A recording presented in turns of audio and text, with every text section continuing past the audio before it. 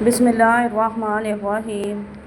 अस्सलामु अलैकुम अज़ीज़ तालिबात, उम्मीद करती हूँ आप सब खैरियत से होंगे।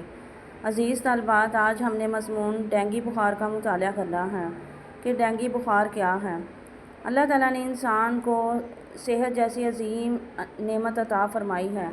इस नेमत की हिफाजत हम सब की ज़िम्मेदारी है। आजकल डेंगू बुखार एक ख़तरनाक बीमारी बन चुकी है जो बच्चों मच्छर के काटने से फैलती है। अगर हम सफाई का ख्याल रखें, पानी जमा ना होने दें और एहतियाती तदाबीर इख्तियार करें तो हम इस बीमारी से बड़ी हद तक बच सकते हैं।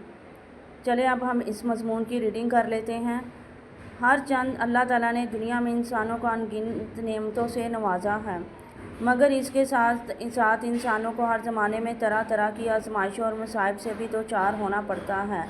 इनमें मुतअद्दिद कुदरती आफ़ात और मुख्तलिफ़ किस्म की बीमारियाँ और अमराज शामिल हैं। कभी मुल्क के किसी ज़ल्ज़ले में ज़ल्ज़ला आ जाता है और बर्बादी फैलता है। कभी सैलाब इस कदर तबाही फैलाते हैं कि सूरत हाल को संभालने में बरसों लग जाते हैं। और बाज़ औक़ात किसी मुल्क में वबा फूट पड़ती है तो सैकड़ों हज़ारों लोग लुक़मा अजल का मतलब है मौत का निवाला बन जाते हैं। ये आफ़ात और वबाएँ किसी मुस्लिम या गैर मुस्लिम या पसमानदा तरक्की याफ्ता कौमों में इम्तियाज़ नहीं करती।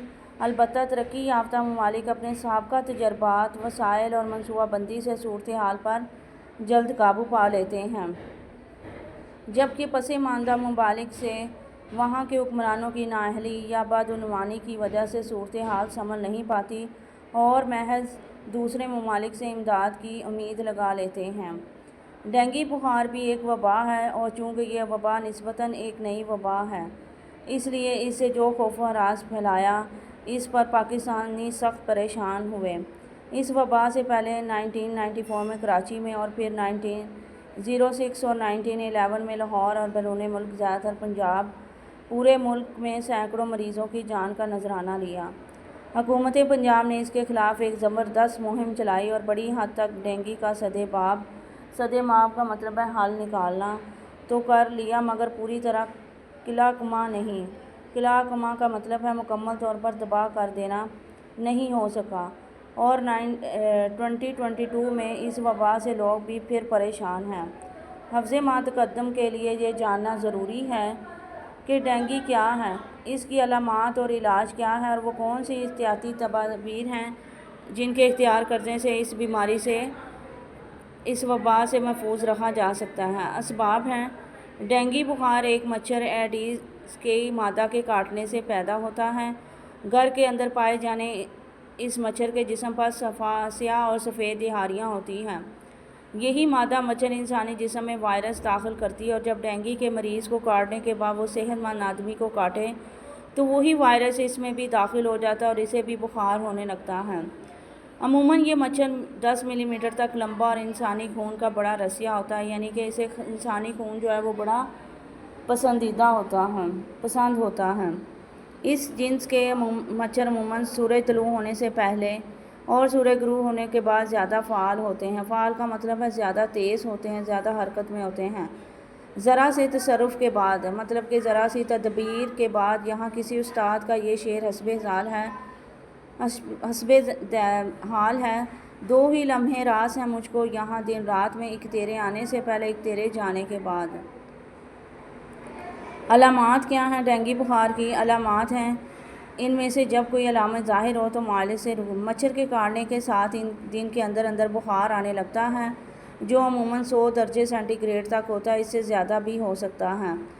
सर में शदीद दर्द होती है, ख़ुसूसन आँखों के पिछले हिस्से और जिस्म के जोड़ों में शदीद दर्द रहता है।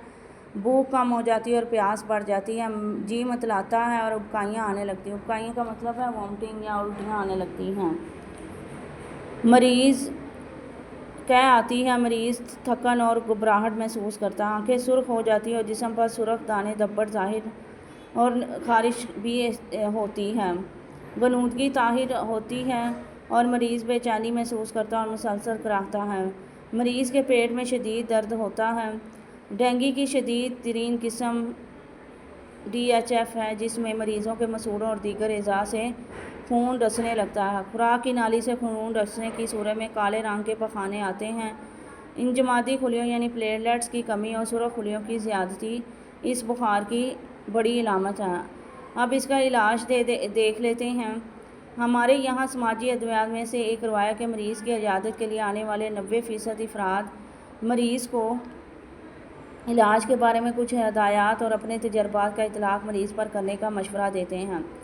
یہ غلط روایت ہے۔ لازم ہے کہ مریض اور اس کے لواحقین مرض کی تشخیص اور علاج کے لیے ہمیشہ مستند ڈاکٹر یا طبیب کی ہدایات پر عمل کریں۔ تادم تحریر ڈینگی کی ویکسین ابھی تیار نہیں ہو سکی، البتہ WHO بیٹا یہ ہیلتھ کا محکمہ نے ڈینگی کے علاج کے لیے جو تجاویز دی ان کی اہمیت بہت بڑھ گئی ہے۔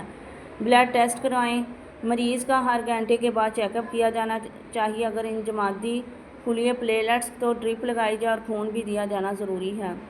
ڈینگی کے مریض کو عام طور پر پیناڈول یا پیراسیٹامول تجویز کی جاتی ہے۔ یہ دوا ہر 3 یا 4 گھنٹے کے بعد دیں۔ مریض کو نارمل خوراک کے ساتھ جوس، سوپ اور پانی زیادہ مقدار میں دیں۔ اسپرین، بروفین اور اسٹیرائڈ سے پرہیز کریں۔ احتیاطی تدابیر کیا ہیں کہ ہم مچھر سے کیسے بچ سکتے ہیں؟ بعض اوقات مرض سے زیادہ مرض کا خوف انسان کے لیے زیادہ خطرناک ہو جاتا ہے۔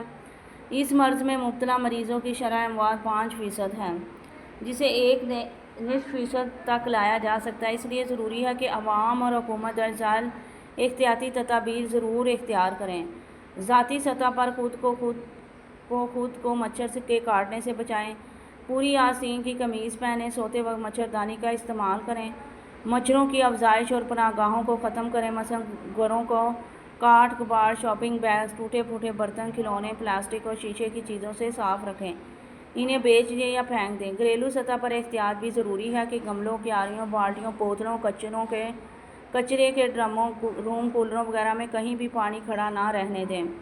استعمال ہونے والے پانی کے ذخیرے کے برتنوں اور کوڑے دان کو ڈھانپ کر رکھیں۔ ہم گھروں میں سپرے کروائیں اور جالیوں سے کمروں کو اس طرح بند رکھیں کہ مچھروں کو کمرے میں آنے کا راستہ نہ ملے۔ ہمارے یہاں ہر سال ان گنت افراد ملیریا اور ہیپاٹائٹس سے مر جاتے ہیں، مگر ڈینگی کی دہشت ان سب امراض سے زیادہ ہے۔ 2011 کے بعد 2022 میں ڈینگی کا خوف پھر سامنے آیا ہے، کیونکہ اس سال کچھ زیادہ ہی مریض سامنے آئے ہیں۔ اللہ تعالیٰ ہمیں اس موذی مرض سے محفوظ رکھے۔ بیٹا یہ میں کچھ حوالہ اشعار بول رہی ہوں، یہ آپ نے اس مضمون میں حوالے کے طور پر لکھنے ہیں اور یاد کرنے ہیں۔ صفائی نصف ایمان ہے، یہی پیغام حیات ہے۔ ڈینگی سے بچنے کا یہی بہترین ہے ساتھ۔ ڈینگی کا دامن تھام لو، یہی ہے عقل کی بات۔ ڈینگی سے محفوظ رہے گی اپنی جان اور اپنی ذات۔ اگلا حوالہ شعر ہے: صحت سے ہے نعمت خدا، اس کی حفاظت کیجیے، ڈینگی سے بچنے کے لیے صفائی کو اپنائیے۔ جی عزیز طالبات، امید کرتی ہوں آپ کو اس حوالہ اشعار اور مضمون کی اچھے سے سمجھ آ گئی ہو۔ آپ نے اس کو اچھے سے ازبر کرنا ہے۔ اپنا بہت سا خیال رکھیے گا۔ اللہ حافظ۔